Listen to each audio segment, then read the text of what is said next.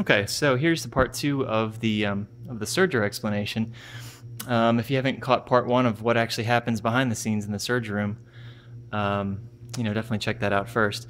But here we are looking at the main tank, and you'll notice if you watch the first video how loud it was in that first video. The Surgers are very loud when they're active, but in the main living space of the house, that's not really the case, and you can't really hear them out here. Obviously by design, and a lot of thought went into how to build the house to contain the sound back there. But so what we're looking at here, this is that chute from the first video, the bottom part of it, and there's a tiny bit of lip, a bend to it at the bottom to try to direct the flow so that it didn't go and shoot straight into the sand and blow the sand around. So it actually ends up pushing the flow a little bit towards the left of the tank.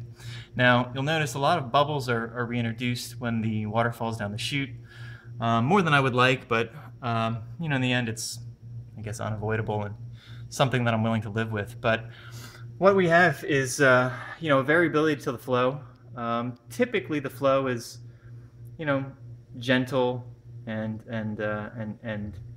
I wouldn't say constant, but kind of ebbs and flows. It doesn't ever really stop, and it doesn't ever really get crazy, except for every once in a while when things just line up perfectly.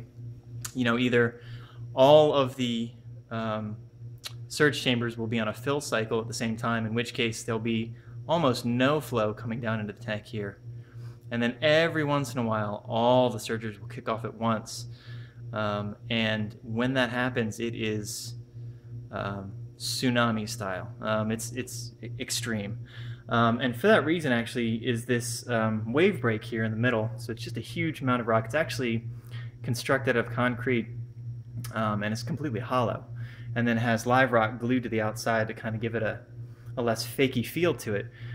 This center piece here actually breaks these waves that are coming across to try to reduce the violence.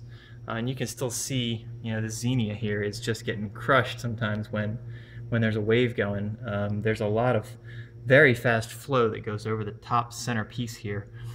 But on the protected backside here, the flow is actually very gentle, and it's a place where the fish can come and rest. They can also go inside this center piece.